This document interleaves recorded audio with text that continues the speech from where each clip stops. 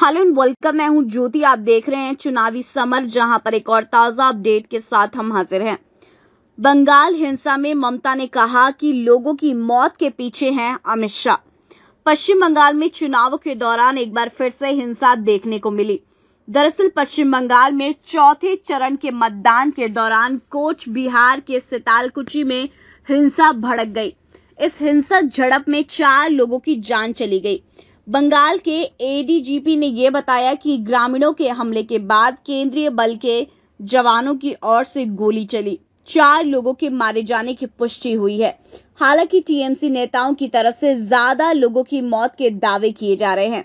ऐसे में बंगाल की मुख्यमंत्री और टीएमसी प्रमुख ममता बनर्जी ने केंद्र सरकार और अमित शाह पर निशाना साधा है। आपको बता दें कि ममता ने ये कहा कि हम पहले भी ये कह रहे थे कि गृह मंत्री केंद्रीय बलों को प्रभावित कर रहे हैं और हमारा डर सही साबित हुआ। उन्होंने कहा कि सीआरपीएफ ने 4 लोगों को मार दिया। ये लोग वोटिंग लाइन में खड़े थे। उन्होंने कहा कि बीजेपी चुनाव हार चुकी है, इसलिए ये लोग वोटरों की हत्या करवा रहे हैं। ममता ने आगे ये कहा कि मारे गए लोगों की क्या गलती थी, पर ये लोग चाहते हैं कि हर कोई बीजेपी को वोट करे। उन्होंने कहा कि अमित शाह क्यों केंद्रीय बलों को वोटरों के डराने का निर्देश दे रहे हैं।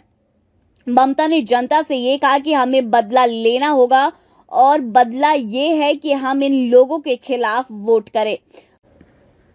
वहीं टीएमसी नेता सौगत राय ने कोच बिहार में हुई हिंसा को लेकर अमित शाह पर निशाना साधा है।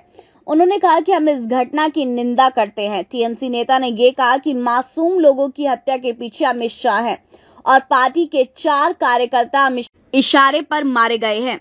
उन्होंने कहा कि ये बंगाल के लिए शर्म की बात है और वोटर उन्हें माफ नहीं करेंगे। उन्होंने कहा कि हम सभी एरिया और ब्लॉक में काली पट्टी बांधेंगे और सभी जगहों पर धरना प्रदर्शन करेंगे। साथ ही हम अमित शाह से इस्तीफा मांगेंगे।